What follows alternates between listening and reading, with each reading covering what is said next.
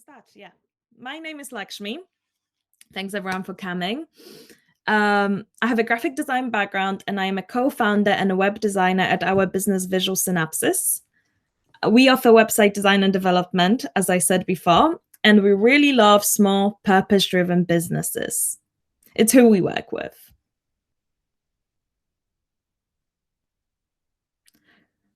So, passion over profit businesses are amazing because, as the name suggests, they won't cut corners in order to make more money. They are looking to provide real value, and they won't cut any corners to make more money. But of course, that can sometimes be a little bit more difficult just to make money as a business, since you're not cutting any corners. But I think it can actually also be our strength, because if something is your passion, you will try longer and harder to make it work. And you also got to do what you love, which is really amazing. And moreover, just now, I think is a great time to grow yourselves in your business, because the general customer base has become more conscious. So they do want to support purpose-driven businesses. They want to support you and your business.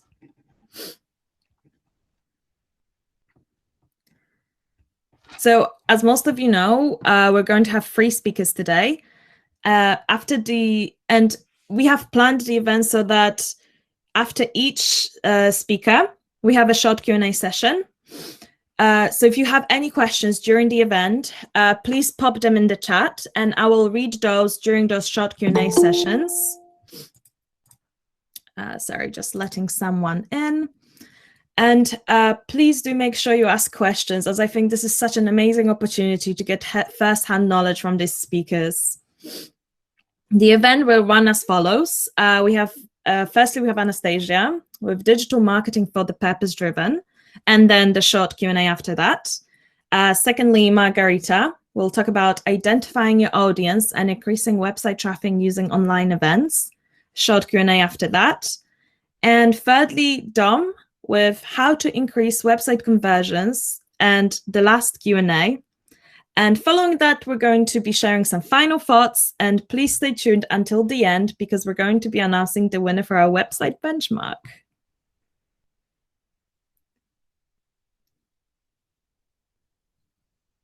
So as mentioned, our first speaker is Anastasia. I have met her a while ago, and when she was first setting up her business, actually. And since then, she has helped us a couple of times, and her feedback was so insightful every time and really valuable. And she is here to share her wisdom on digital marketing. Take it away, girl. Thank you, Laxmi. It's great to see so many people turned out today, and I'm loving the comments, especially Amber is really bringing the fun in, I think. Thank you so much, Amber. So, like Laxmi said, my name is Anastasia, and I am known as the Indie Communicator. My background is in communications. So what does that actually mean? For the last 7 years, I have worked in corporate communications. That has given me the opportunity to do stuff like plan digital content strategies, actually implement digital content into our different platforms online, website content management, internal communications, external communications, dealing with Twitter complaints, for example, when someone is having an issue with our business. And I have also organized events to some extent. I have worked for third sector companies, big and small. And what I've learned is that no matter the size, if you are a purpose-driven business, the principles are the same and they will lead you to success. I also love learning, and I think that's another great way to interact with people and to be open-minded and to always sort of see an opportunity in a challenge. And I think that's what really brings me to this event today, and that's why a conversation will be really great. For anyone that doesn't know what digital marketing is, I thought I would give you some of the basics about sort of what it does for you and why you should engage with it. So digital marketing is about having a strong presence in the biggest market in the world, which is the World Wide Web. It's about reaching more customers and selling your products. Your business may spend considerable time and resources being online. So the point of digital marketing is to make those things that you do pay for your business. And there are many digital marketing strategies. you may want to approach them strategically, so you do them according to best practice, which is probably what you want to be doing as a purpose-driven business. So digital marketing supports your business in many, many ways. It helps you achieve your business goals, not vice versa, and I will go into this in a bit more detail later on.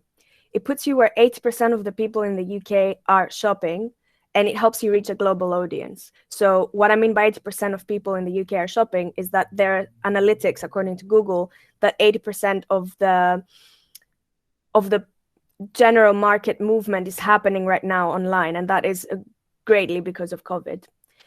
Digital marketing helps you learn more about your customers with insights from your online platforms, behavior analytics from your website, and generally allows you to support them better. It helps you set up integrated communications channels, respond to reviews, deal with complaints, and show that you're transparent and committed to your mission. I would like to pose this question to the group today. Do we really need to call honest, compliant marketing ethical? And I think that goes back to a comment that was posted earlier on in the comments as well. So the reason I have put ethical in inverted commas is sort of just to go into a bit more about the characteristics of ethical marketing, and perhaps I will make my point. So what is ethical marketing? Ethical marketing is transparent, which means that your customers know what to expect from you when they interact from your business. It is inclusive and accessible. That means that the way that you conduct your business online does not exclude on the basis of difference. Your website and social media is optimized for people that use accessible equipment, and you use the right language so that people feel included. And also, you do not rely on trickery and loopholes. Generally, current regulation makes that illegal anyway. So I guess my point is, these are the things that we should be doing in digital marketing anyway. The reason that ethical is in inverted commas is that it's not just ethical for purpose-driven businesses. It should be really for everyone.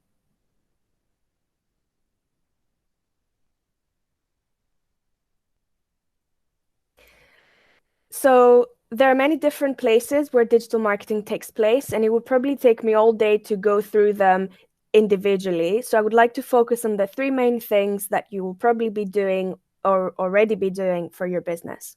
The first place where digital marketing happens is your website. If you do have a website, you're probably thinking about how that website shows up on search results, and that is the digital marketing part of it. It's called search engine optimization, or SEO for short. SEO is what you do to make your website appear naturally when people search for certain things online. The benefits of working on your SEO and spending some time to do it well is that it drives up your organic traffic, and it has long-term benefits for the visibility of your business online, and people find your website. My top recommendation is to write good content that is relevant and useful to your customers. So spend some time to do your SEO right, the stuff that you write on your website. The thing is, you can do some tricky things or use some really catchy titles just to hit those keywords.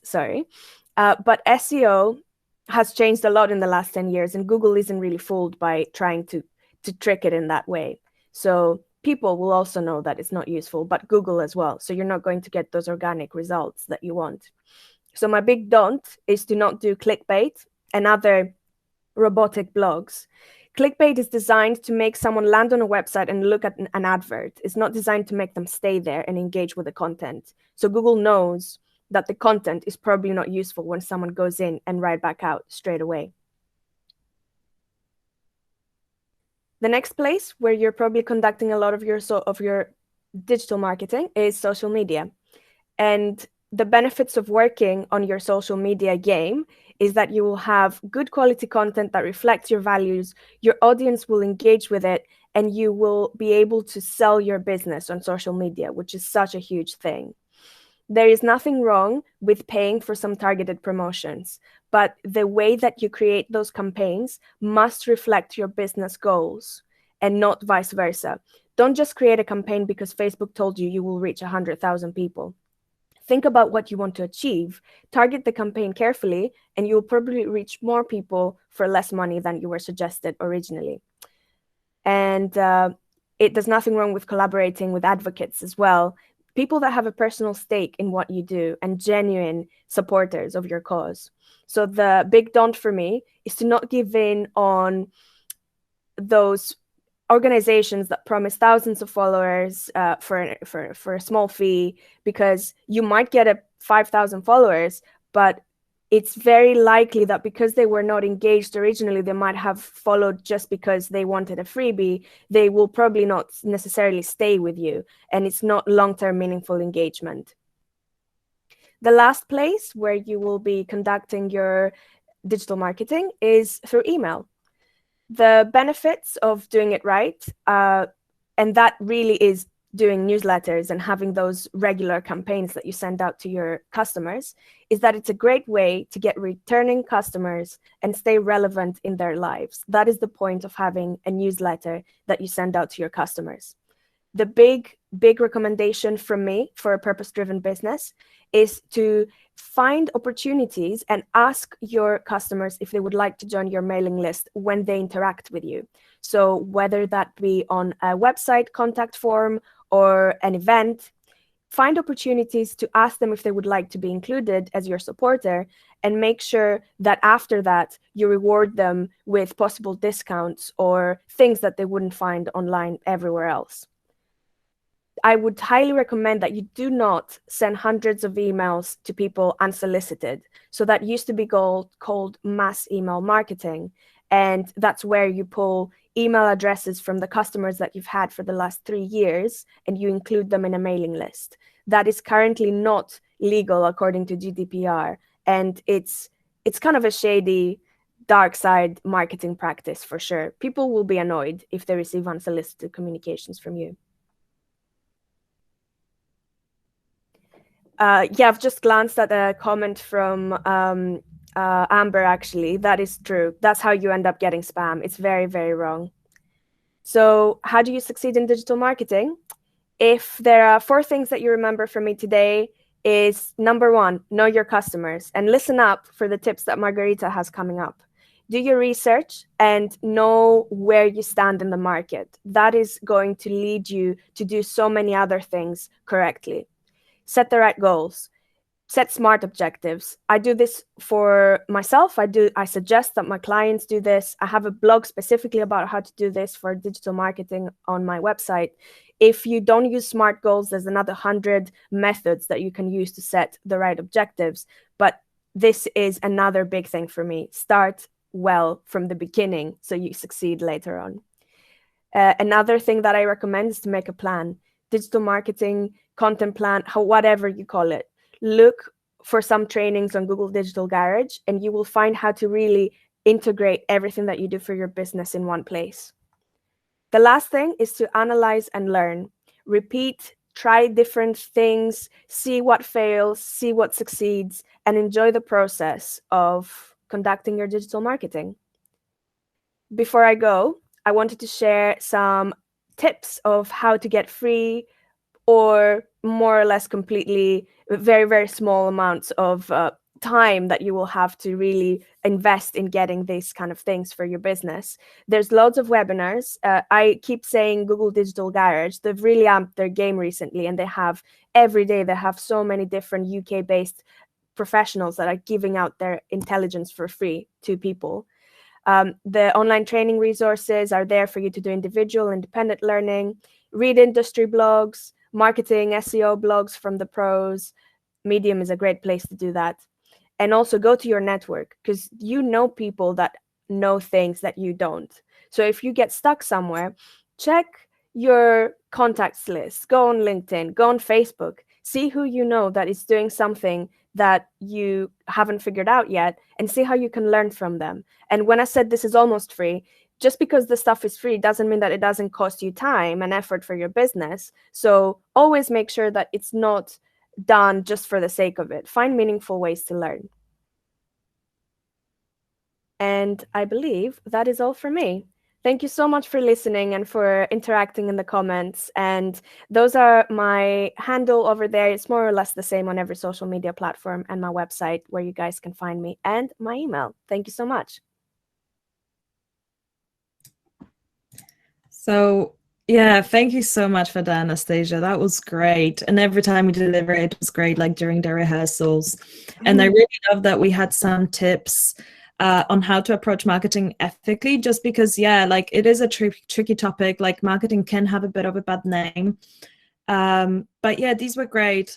And we're now going to move on to the short Q&A. So please do put your questions in the chat.